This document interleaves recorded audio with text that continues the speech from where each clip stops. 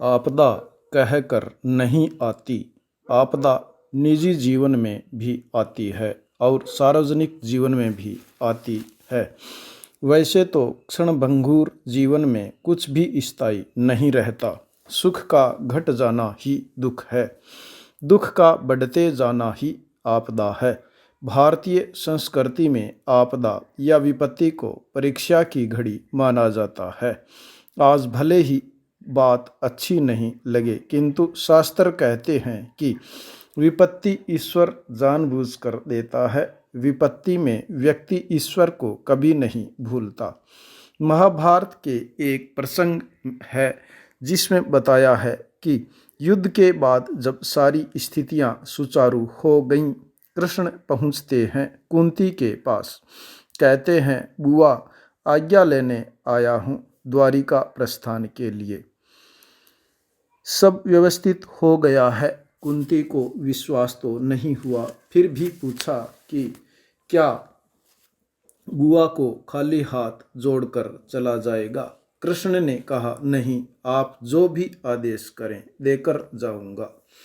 कुंती ने सिर हिलाया, विश्वास नहीं होता, तेरा तो नाम ही छलिया है, विश्वास कैसे करूं।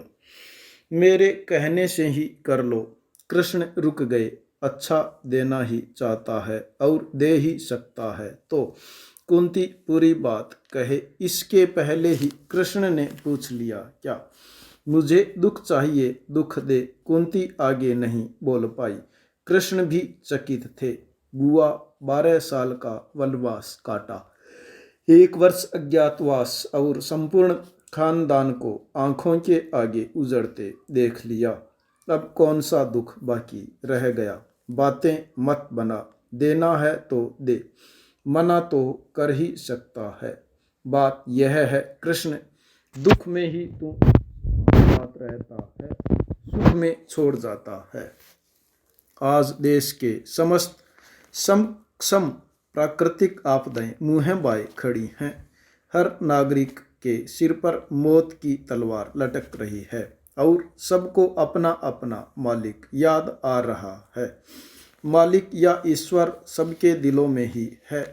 तेज स्वप्नावस्था से जागृत हो चुका है। हमें अपने उस ईश्वरीय स्वरूप को प्रकट करना है। सबके भीतर एक ही स्वरूप दिखाई पड़ेगा, उसका बचना ही हमारा बचना है।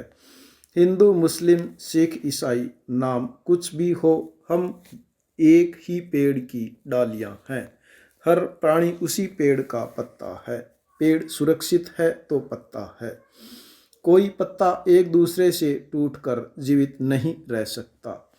यह भी सच है कि आपदा मानव की गलती से आई, प्रकृति कुपित हुई है। हम क्षमा याचना करें, प्रकृति से भी, अपनी आत्मा से भी। हमें निकल पड़ना है नर की सेवा करने। आज चारों ओर गरीब पलायन कर रहा है, भूख उसे नोच रही है। सरकार का अपना तरीका है राहत पहुंचाने का। पहले उनको फाइलों का पेट भरना होता है, फिर इंसानों का। हमें निकल पड़ना है घर घर से 2-3 परिवारों का खाना तथा अन्य आवश्यक सामग्री अवश्य पहुंचनी चाहिए। प्रत्येक व्यक्ति दाता बन जाए, जिसके आसपास जो दिखाई दे उसी तक पहुंच जाओ। एक गाना था पुराना, तेरे द्वार खड़ा भगवान, भगत भर दे रे झोली। हमारे छोटे से सहयोग से पूरा देश कोरोना से लड़ सकेगा। आज हमें प्रकृति ललकार भी रही है, पुकार भी रही है, वही हमारी माँ भी है। हमने जो उसका अपमान किया, उसके लिए क्षमा मांगते हुए जीवन की नई डगर पकड़े, जहाँ न जाति न समाज, सब अपने अपने घरों के भीतर बाहर हम एक पेड़ के पत्ते, जुड़वा भाई बहन। किसी को भी खोकर हम सुखी नहीं हैं। न कोई भूखा सोए, न इलाज से वंचित रहे। यदि हुआ तो यह हमारा और हमारी संस्कृति का अपमान होगा। नर की सेवा नारायण व्यक्ति ही, देश व्यक्ति ही ब्रह्म के योग का मार्ग है। सब मिलकर सुखी रह सकते हैं। नेक्स्ट। प्रदेश में कोरोना पॉजिटिव महामारी और राष्ट्रव्यापी लॉकडाउन के बीच बिजली उपभोक्ताओं को राहत देने के लिए ऊर्जा मंत्रालय ने अभी तक अपने कोई भी कथन व्यक्त नहीं किए हैं। कोरोना संक्रमितों की संख्या देश भर में लगातार बढ़ती जा रही है। पिछले दिनों दिल्ली से लेकर मुंबई और इंदौर से लेकर जयपुर तक जहां भी कोरोना संक्रमित मरीज सामने आए वहां एक ही समानता नज़र आई है। वह यह कि जहां भी लोग कोरोना से जुड़े तथ्य छिपा रहे हैं या लॉकडाउन नियमों की अवहेलना कर रहे हैं, वहीं कोरोना को पांव पसारने की जगह मिली है। दिल्ली के निजामुद्दीन स्थित तलब जमात के मरकज़ में कोरोना संक्रमण की इतनी बड़ी संख्या में आए मामले आपराधिक लापरवाही की भयावह तस्वीर पेश कर रहे हैं। जमात के आयोजक तो इसके लिए जिम्मेदार हैं ही, केंद्र व दिल्ली सरकार भी अपनी जवाबदेही से बच नहीं सकती। लॉकडाउन के बाद भी तबलीगी जमात का आयोजन सचमुच हैरत का विषय है। दिल्ली के स्वास्थ्य मंत्री जैन ने खुद कहा कि जमात में दुनिया के 10 से ज़्यादा देशों के 1500 से 1700 जने शरीक हुए थे। कोरोना वायरस के खतरों के बीच इन तबलीगी जमातों के एक शहर से दूसरे शहर में जाने से संक्रमण का खतरा और बहुत ज़्यादा बढ़ गया है। यह खतरा दिल्ली तक ही सीमित नहीं है। तेलंगाना, तमिलनाडु से लेकर उत्तराखंड तक कोरोना का यह खतरा फैल चुका है, क्योंकि ये सभी लोग देश के अलग अलग हिस्सों से आए और गए हैं। बहुत से लोग सऊदी अरब, मलेशिया और इंडोनेशिया से भी आए थे, जहां पर पहले ही कोरोना का प्रकोप है। आस्था चाहे किसी भी धार्मिक समुदाय से जुड़ी हो, जब अंधविश्वास में बदल जाती है तो खतरे पैदा होना स्वाभाविक है। आमतौर पर धार्मिक आयोजनों में शरीक होने वालों का यह अति विश्वास होता है कि किसी भी आपदा के वक्त उनका कुछ नहीं बिगड़ने वाला, क्योंकि उनके साथ ऊपर वाला है। कईयों को डॉक्टरों से ज़्यादा धर्मगुरुओं पर भरोसा होता है।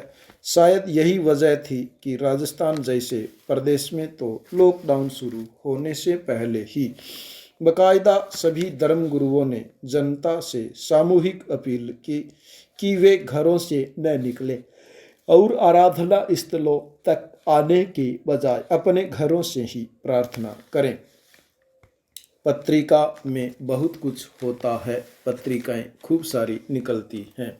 पूरी दुनिया में कोरोना वायरस महामारी से संक्रमित लोगों का आंकड़ा बहुत ज़्यादा पार कर चुका है। ऐसे समय में जबकि हर तरफ भ्रम की स्थिति बनी हुई है, यह बहस भी जोर पकड़ रही है कि कोरोना वायरस से बचाव के लिए क्या हर व्यक्ति का फेस मास्क पहनना अनिवार्य होना चाहिए।